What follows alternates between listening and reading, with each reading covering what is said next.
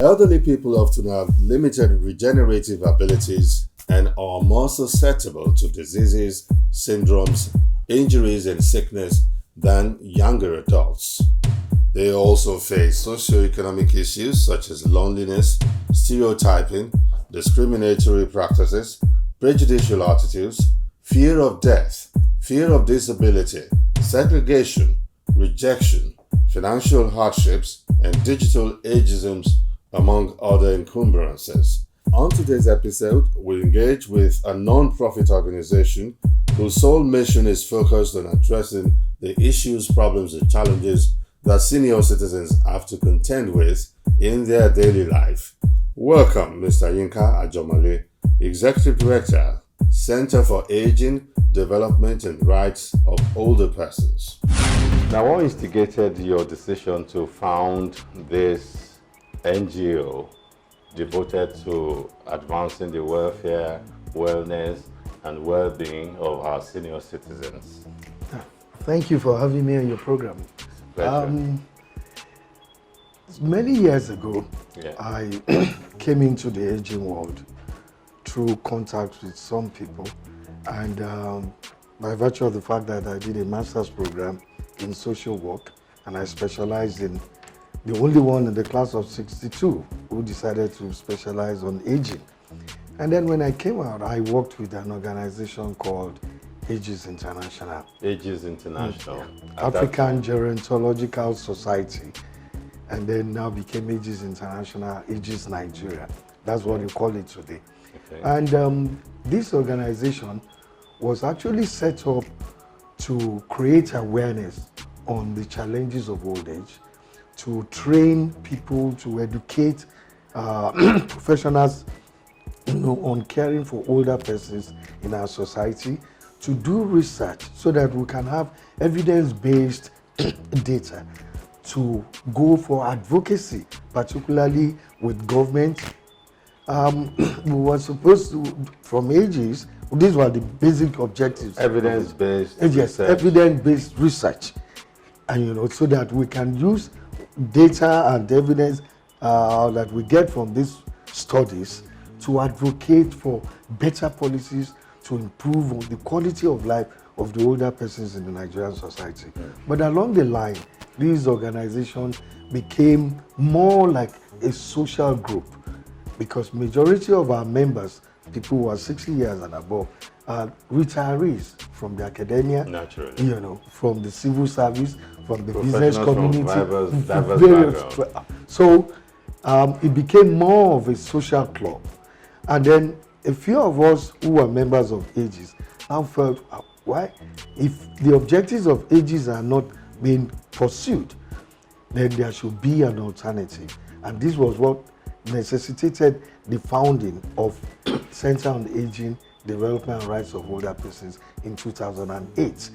That the gaps that Ages was unable to fill, CADROP, that's what we call it, CADROP was going to do that. And to the glory of God, CADROP has been able to do quite a lot in the last few years. Yeah, we give glory to God because we've been monitoring your activities over the last few years.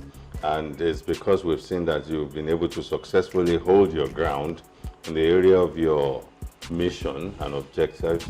That's why we said you merited to have a seat on this program. Thank you very much. So we appreciate what you're doing. Thank and you. we want to say, keep on the good work, keep up the good work. Now, you said you had to leave Ages. Are you still a member of Ages? Oh yes, I am, but Okay. not very active anymore. Not as active. You are the executive secretary, we gathered. Yes, for 13 years. For 13 And I solid served years. 3 presidents. Professor Bolanle Awe for 5 years, Professor Aditun Ogunṣeye, the first female professor in Nigeria, and then Professor Baiwu, Olusegun Baiwu. Wow. I was the executive secretary under these 3 presidents. And no doubt you will have acquired a lot of I did. competencies, exposures, and even technical skills Yes, about I did. matters like this. I did. Now, you have this organization that was founded by you now, which you now run with your team members, and you're running it successfully well. But you mentioned some gaps. Can we please specify those gaps in explicit definite terms? You see, let me start by saying that the aging community, most unfortunately, has not been the focus of the society. I would not want to say the government. The society, Yeah, both the government and every other one of person. us, Yeah. every one of I us. totally agree. We have not really addressed issues of older persons in our society. I totally It's most agree. unfortunate when some people make statements like issues of old age is a family affair. Why should the society be bothered about anybody's older relatives? Or the government will say, what is the business of government about taking care of older people in the society? Don't they have family members? Unfortunately, that is wrong. I'm curious to find out, do we have a national policy on aging as we speak? It's a disgrace. The issue of the national policy has become so embarrassing to most of us. When we go outside Nigeria, we cannot say that the level at which Nigeria is today, to answer your question, we do not have one. We do not have one. After how many years of independence? And Do we have in any state in the federation? none? So but we- there are moves. Yeah, there's no policy or law or regulation that is 360 degrees smooth. I still think there is this tentativeness that we witness in different quarters, which I must admit is a national malay as we speak, is something that is born more out of a lukewarm attitude towards the senior citizens. It's unfortunate that in this climate we don't pay attention to the needs of old age, to the requirements and the challenges of old age, as well as also the asset that can be derived from the senior citizens. Yeah. We don't pay attention to how we can harness those assets until it catches up with us. Everybody tends to think of old age as something in the near future, and that's why we don't pay attention to it. So, and that's why when we stumbled on your organization, we were excited that, oh, for once, somebody is taking concrete, strategic, and also constructive step towards addressing this issue of finding platforms that can address the issue of old age, that can also harness all of the gems and treasures that are bound at that level. And that's why we began to monitor your activity until we realized that, yes, you've stayed the course and you've actually been consistent with this. And that's when at our production session, at our production conference, we chose to invite you to come and speak about what you've... So I'd like to know, when you started out, it was to address certain gaps that you saw in previous efforts. Gaps in the area of training, gaps in the area of research, gaps in the area of advocacy, gaps in the area of policy impact and influencing. Let's take it one by one. Training with regards to what? Yeah. Training in the sense that the care of older persons is a specialized kind of care. Okay. Sometimes I usually give example of pediatric medicine and geriatric medicine. Geriatric medicine is the specialized care of medical care of old age. And not all comers can come in without training. That's one. Then under social gerontology, for example, there's geriatric social work. These issues, specific issues of old age, you cannot handle them the way you handle issues of youth and adolescents. So you need to train people. You need to fill the gap in the society, in the professions. For example, you need community health workers, you need community social workers who have to go into the community to make sure that elderly people are cared for adequately and they are provided for as when they need it. Because if we don't train people, professionals, at the end of the day, they will not give care. You can't give what you don't have. That is it. You can't give what you don't have. In many homes today, you find people just get some illiterate, idle fellow, and they say, well, we've gotten somebody to take care of mama. And that's the person they offload on. What you have pointed on now, the issue of caregivers It's a big problem in the society all over the nation. You, mama, You just pick one idol. yes, sometimes the house, whatever they call them, the house help, doesn't speak the language mama speaks, cannot prepare the kind of the food mama will eat. And you just get a house help and then say, okay, take care of mama. Meanwhile, there is a need for caregivers to be trained so that they can give adequate care to these older persons. Like we have in other clients. Like we have in other clients. Coming up. Sometimes we say that, the older persons in our society are going through dementia. How many of them are going through the condition of dementia? Mm-hmm. What are the reasons causing dementia amongst older persons? Mm-hmm. At what age does dementia set in?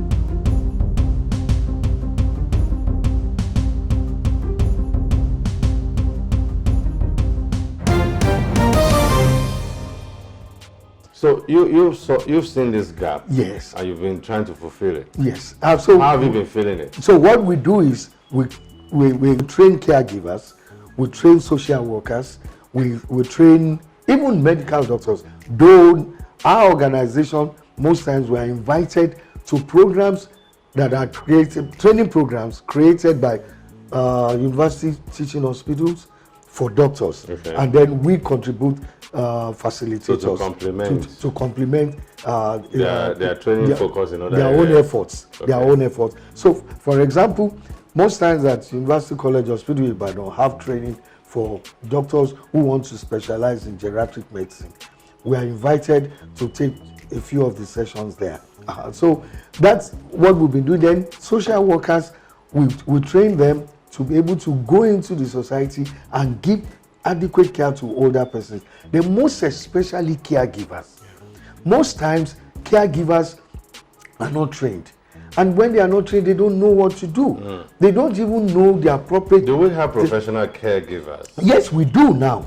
Because nurses, most of them, either retired nurses, auxiliary nurses, we just train them for a few weeks and then make sure that they have at least basic knowledge of what to do when they are caring for older persons in their homes. So that is the aspect of training and education. I still want to explore this aspect of training because technical competency is quite critical to performance. If you don't have it, you can't give it. So I would like to know, besides these three major categories of persons, do random people knock on your door to request that they be trained?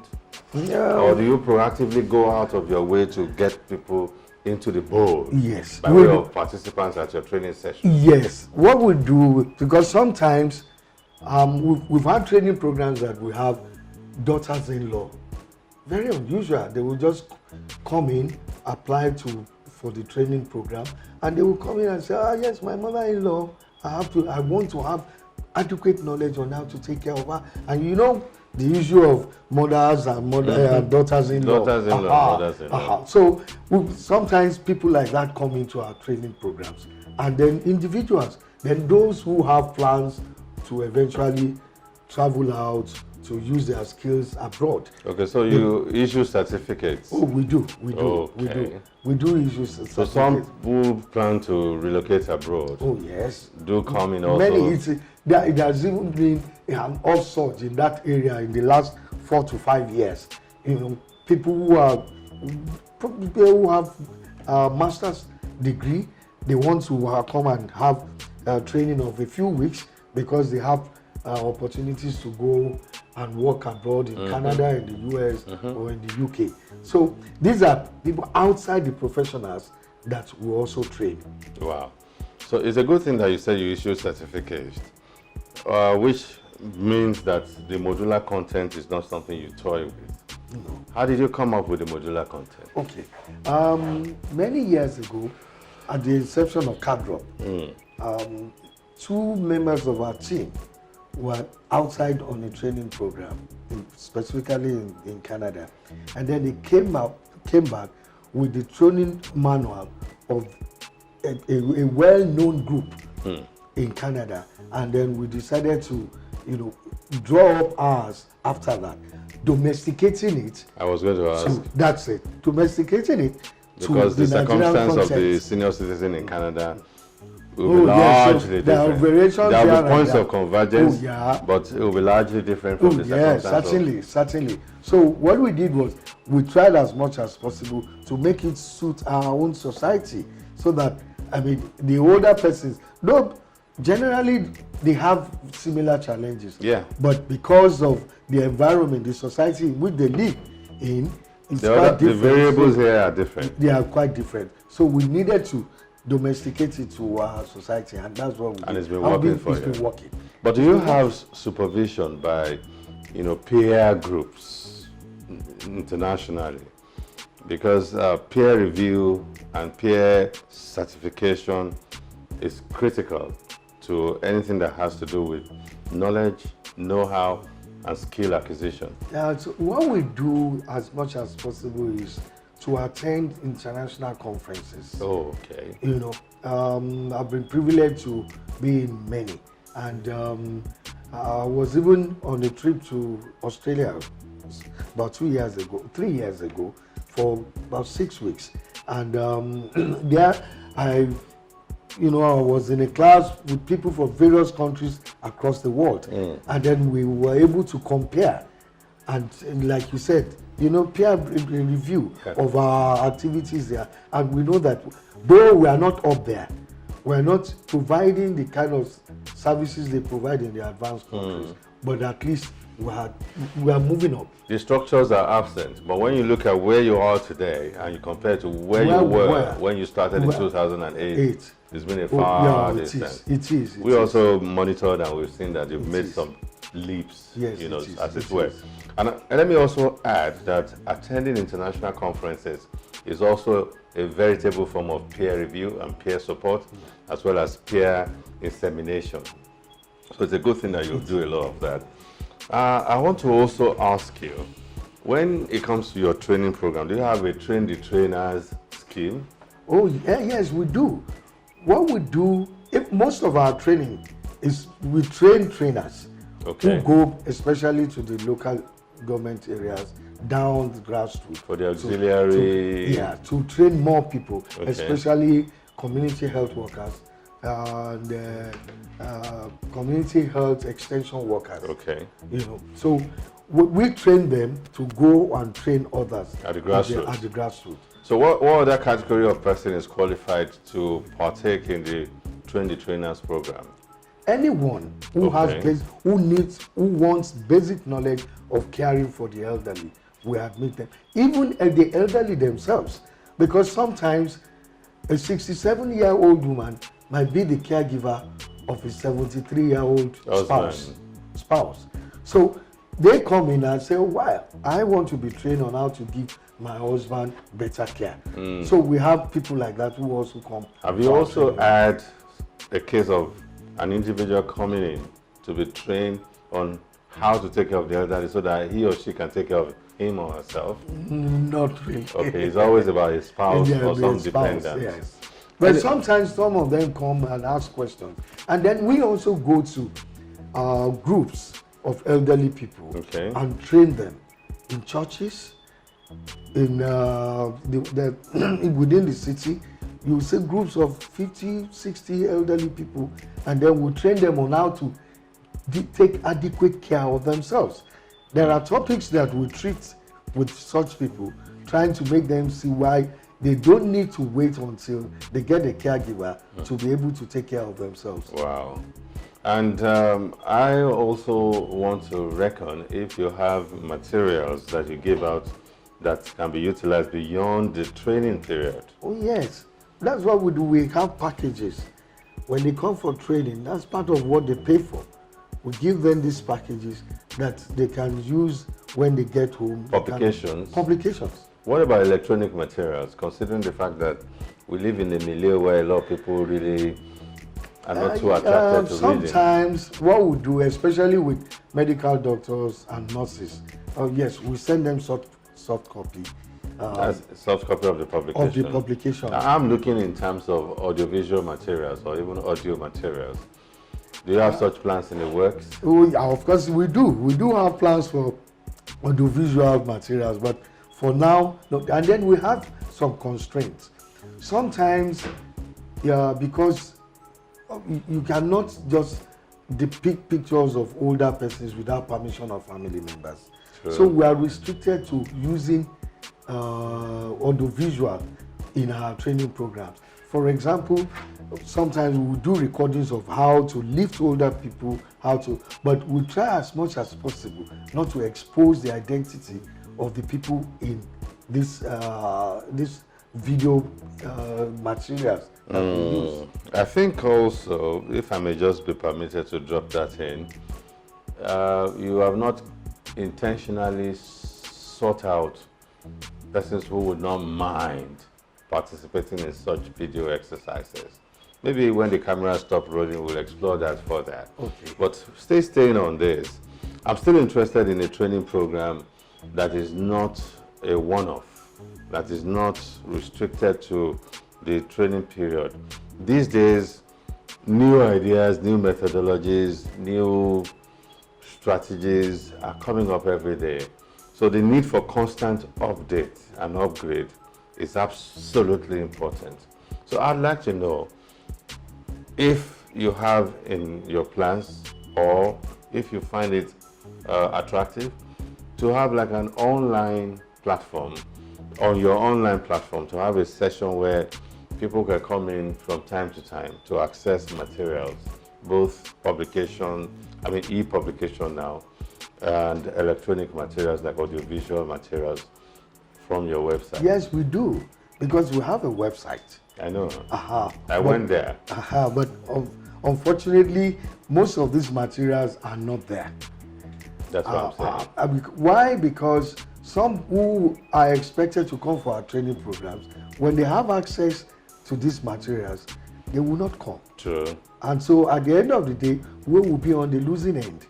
True. Because if they have access to it, why come for our training program? And having access to it without having practical exposure may even make you have half-baked, yes, knowledgeable person, because some person might just read up stuff and go and implement it the way he thinks.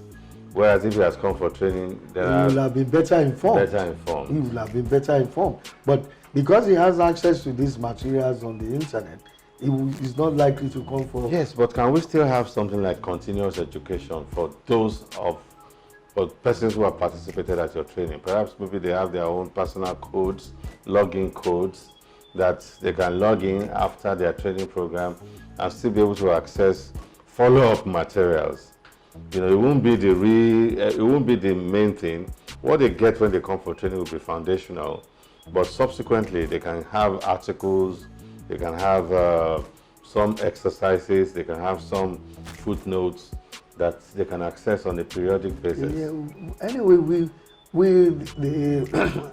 my colleague who is in charge of training, not training, in charge of IT, I'm sure she's in the know of this, and she has plans to move in this direction. Okay. You know, she's been talking about a follow-up to most of our basic training, what we refer to as advanced training.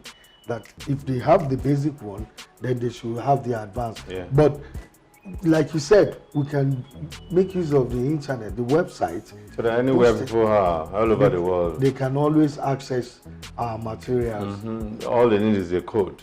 And once they have registered with you previously, it becomes easy to interface with them using a code that's like a key that unlocks the door. Well, it's a good thing that you're doing, and we would say step up the effort, because we still have a lot of ground to cover in the area of training the populace, especially professionals or those who provide ancillary service to our senior citizens on how they should go about such services. Now, related to that is your objective to fill a gap of paucity of research on older people's needs. How do you mean?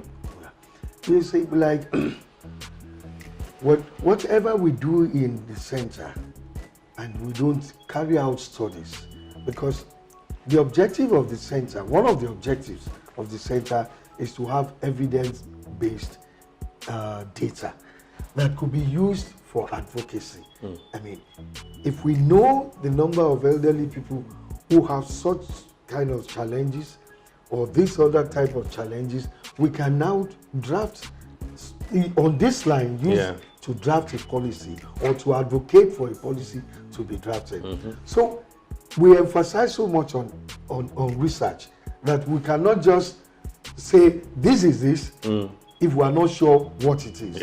Sometimes we say that, oh, the older persons in our society are going through dementia. How many of them are going through the condition of dementia? What are the reasons causing dementia amongst older persons? At what age does dementia set in? What are what access to health facility do they have to solve issues of dementia? These are issues that we go into the society to study. What was the distribution?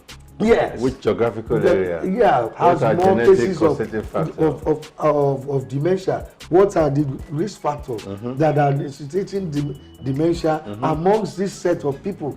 So if you don't carry out what's their professional research, background? So you'll be able to establish whether there's a link between certain professions. Yes, maybe the academics or the non-academics. So if you don't do all this, it will be baseless. Now coming forward to say we want to advocate for a policy, it will be. It's like wanting to plant cassava without having a farmland. Well, that's it. So that's why we emphasize the issue of research at the center. Now, and we make sure that whatever study we carry out, it doesn't end up on the shelf. The most appropriate ministries and that's Department of Government. We send them to other NGOs within the agent that will make adequate use of these findings. We share it amongst ourselves, just like we get from other NGOs. Do you sponsor research or you commission research?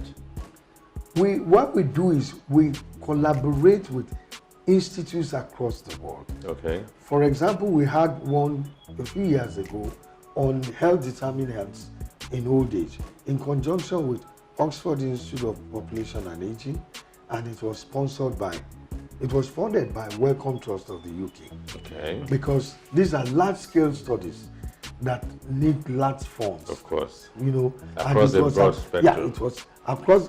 So we had to get foreign funding, otherwise the center would not have been able to do it.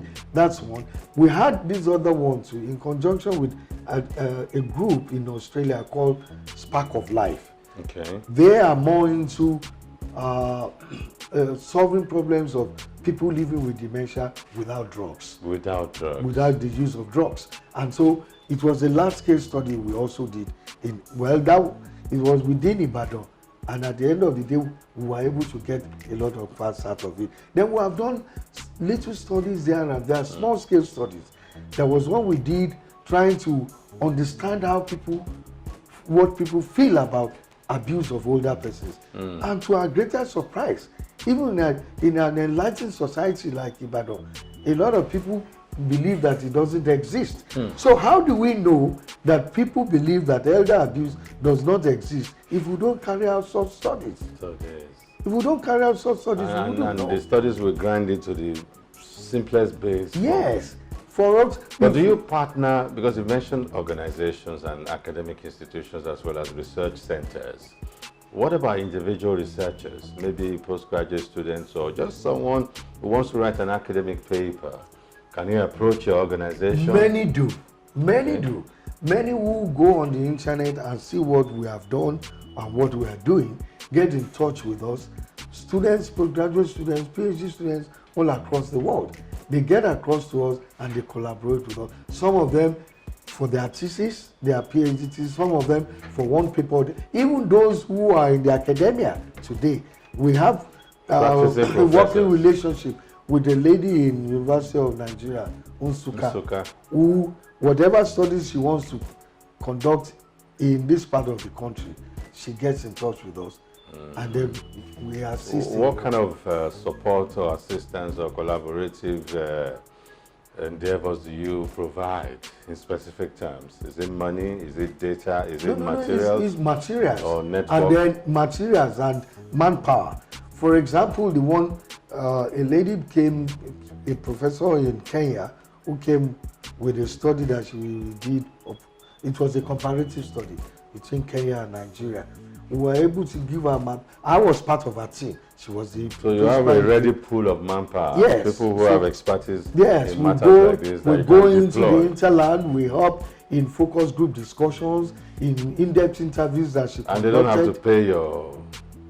They don't have to pay you for the effort. No, they do. Sometimes they do. Okay. For example, the professor from Kenya, she paid, but we were the one. We gave her the support because we are on ground. Mm-hmm. We know the people to go to. Mm-hmm. We know, the communities that Yeah. we can get the kind of population she needed for our study. Mm-hmm. So we did all that even before she came in, because we've been exchanging mail. So at the end of the day, So your network is also available for deployment. any day, In terms of your collaboration. any day. Because we also have students of UI who, at any time we have such research studies, we call on them and then we bring them. We will embed them within the activity. Yes, the of research the activities. center. Coming up, Let me start with why we still remain in the in this sector, trying to push one thing or the other. Well, for me, I think it's the passion. Okay. It has kept me on. Where did you get this passion from?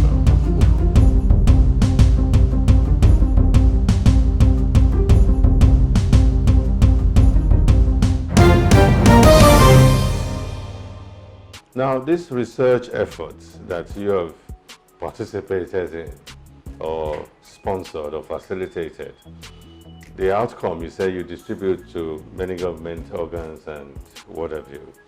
What has been the response you've been getting? Very negative. Very negative. The response has always been, we are still grappling with the problems of youth, pregnant women, children under the age of 5. You people are bringing issues of old age. What do you want us to do? There is paucity of funds. Then older people, most unfortunately, government officials will go to the extent of saying nasty things like they're on their way out. Why should we now focus on problems of old age? And we always tell them, you are young today. You will get there someday. Yeah. And some people Before you know it, you will be an old person. Yeah, they will say the same thing about you. So that's the negative response we get from government officials. And it's quite discouraging. Do we know as a society that part of the problems we have today, social problems we have, corruption, crime, people's rush to make money and all of those things, ritual killings, cultism, they are largely because many people are afraid of old age. So they want to make as much money as they can and stash it somewhere, believing that when the old age comes on them, they will have at least something to deploy to cushion the hardship and inconvenience of old age. And if we begin to make people see that society has already created buffers for senior citizens, a lot of middle-aged people and young people will not be anxious about old age. That's it. So to take care of the problems that you said government officials are saying, we've not taken care of young people, we are bringing old people.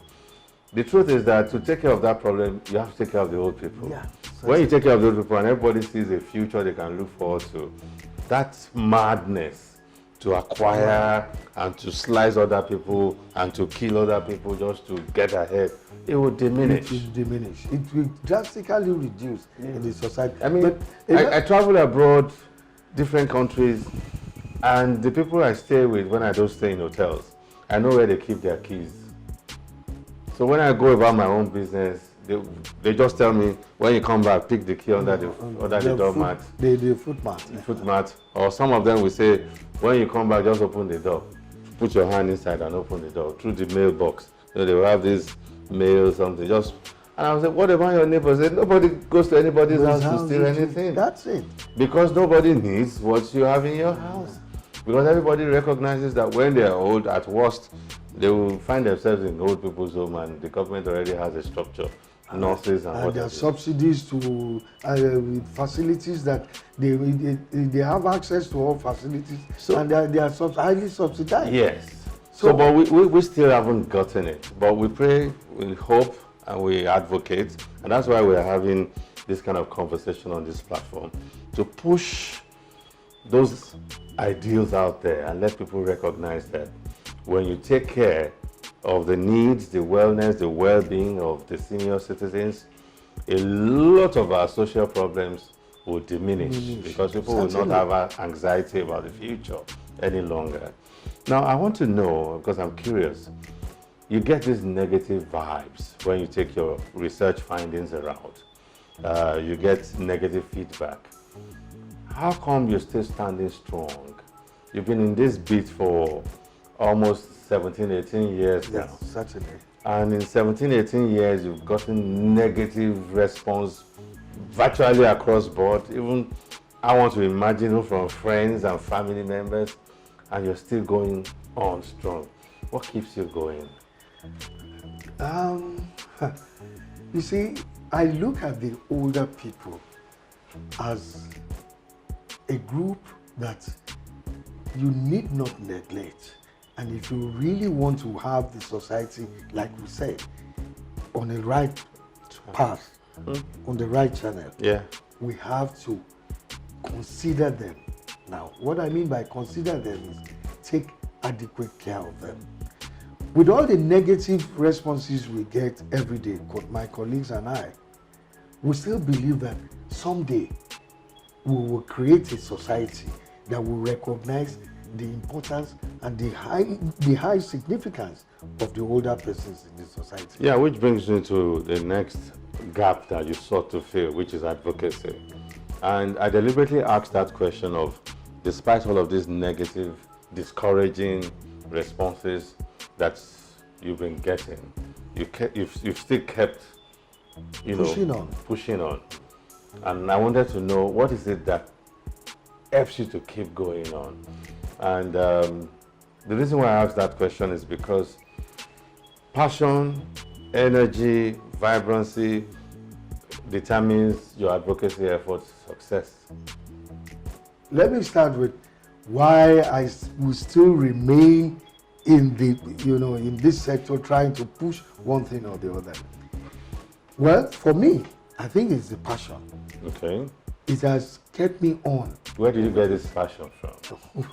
Well, you see, the story about old people, well, like I always say, I was brought up by my grandmother. And I know that in the years past, decades ago, we had this multi-generational living arrangement in families. Yeah.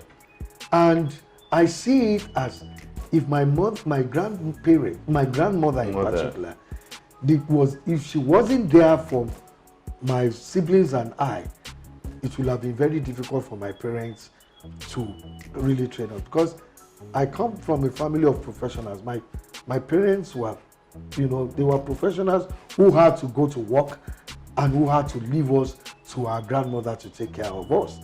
So that every time pushes me on to see that older people still have one thing to contribute to the society. Yeah. But because the society doesn't see them that way.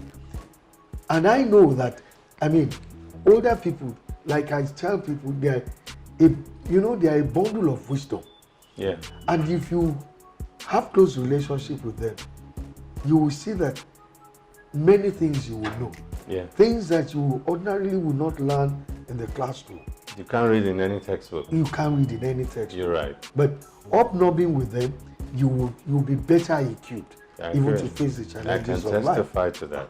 So that's one of the things that pushes me on with older people, one. Then two, the way I see the way they are treated in the society, and I know that by my academic training as a geriatric social worker, I should be at the forefront trying to fight for the rights of older people and trying to make them live a better life in old age. Yeah. That's another side of it. Coming up, But these centers will be self-sustaining because How? they, Are the senior citizens going to be paying for?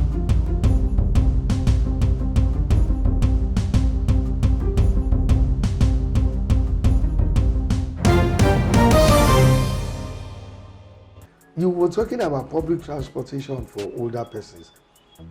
In other climes, we know it, the way they do it. Highly subsidized transportation for them. Yeah. But yeah, what you see, I know a lot of people, some people are beginning to think in that direction. That we need to focus on. One of the governors in the Southwest, in his first term, he started a program for older persons. And he was giving them, I want to use this example. He was paying older persons in the state 5,000. 5,000 naira. I know about it. And some people, his political opponents came up, how much is 5,000 naira? It's just a political thing.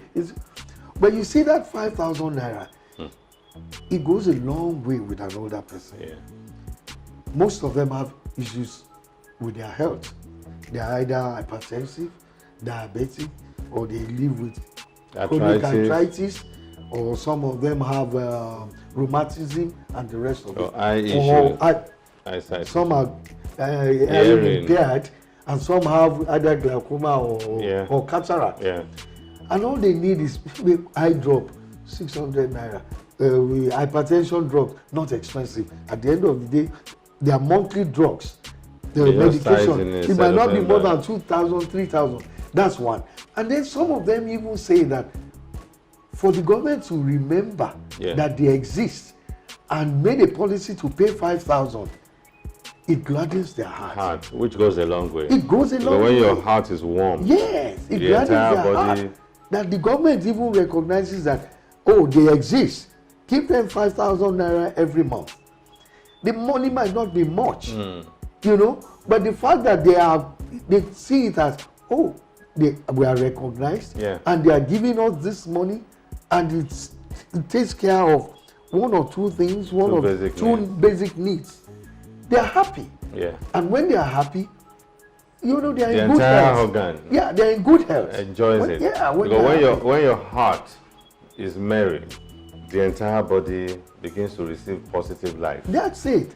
So, but most unfortunately, at the end of his first term, they came in, there wasn't continuity about it. Yeah. And I remember that from feeders we got from that state, many of the older persons didn't like it. Yeah. Because they felt that, you know, that sense of belonging, it's our money. Yeah. Yeah, the government recognizes us. Yeah. So government is giving us that sense of recognition. Yeah, it's there.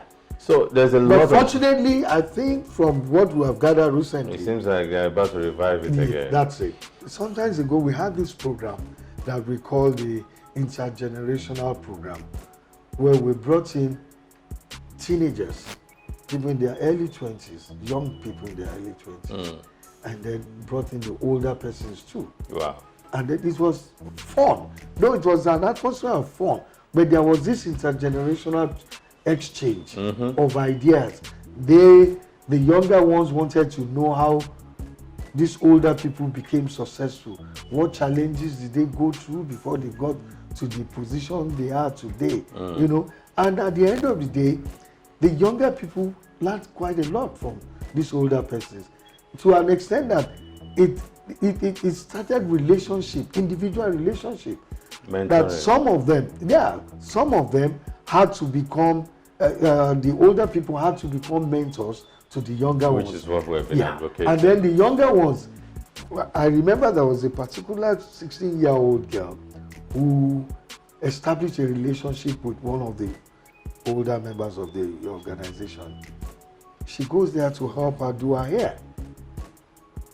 And when this young lady got admission into University of Ibadan, because the parents could not afford it, this older woman took her up and saw her through the university.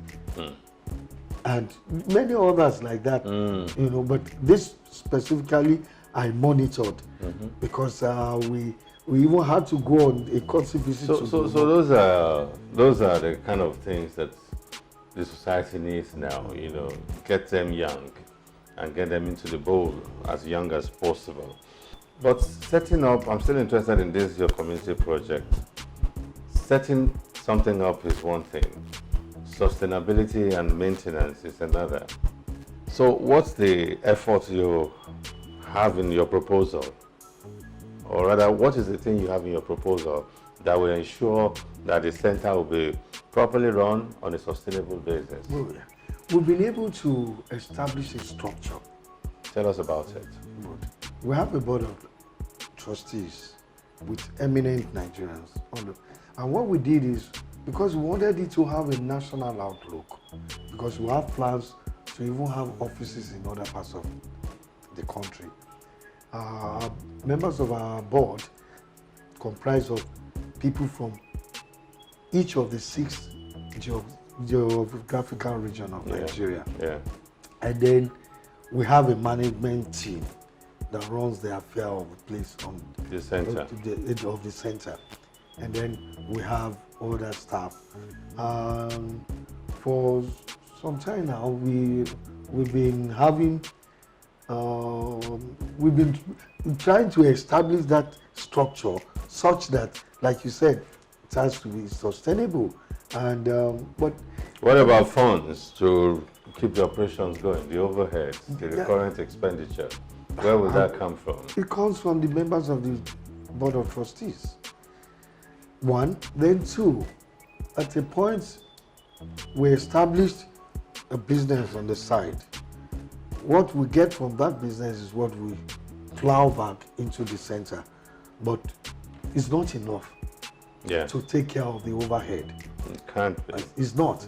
But these centers will be self-sustaining because How? Are the senior citizens going to be paying for it? they are going to be paying for the facility. That's another burden on them. Yes, but very little.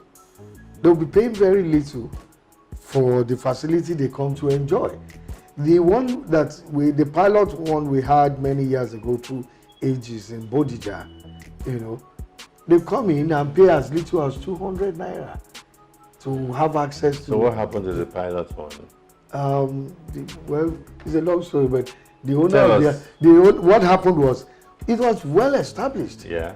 And we were running it on a daily basis, and people were coming in, and suddenly the owner of the building, because it was a rented apartment, the owner of the building got an offer from someone abroad Who wanted to buy it who up? wanted to buy it off him, and he sold it. Still the And sustainability issue. And the guy sent us out. We thought of even, bidding for the house too, but we couldn't raise that kind of money. We couldn't raise that kind of money to get it. Your organization, if somebody is interested in participating in your activity, or is it open? Is the membership open? The membership is open. So It's open. anybody can Academicians, join. Researchers, name it. Anybody. What even are the older what person. are the requirements for membership?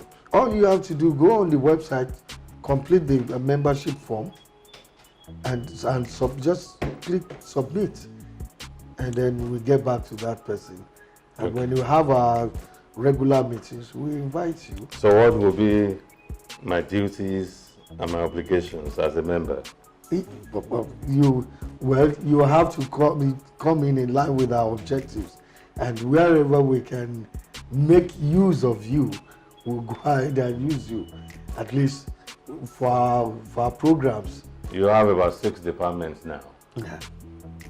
which are We have admin, we have accounts, we have advocacy, we have awareness, awareness and advocacy. Awareness and advocacy.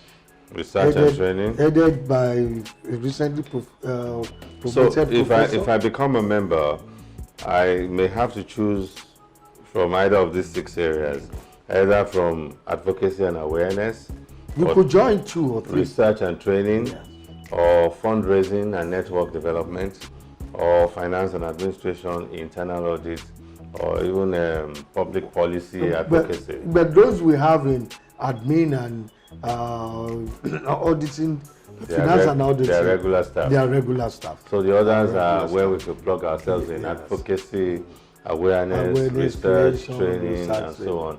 At least these are areas that virtually everybody in the society can plug themselves into one or two of these areas. Mr. Yinka Jomale, it's been such a great pleasure. Thank you very much. Having this lively conversation with you. Really very delighted to be here.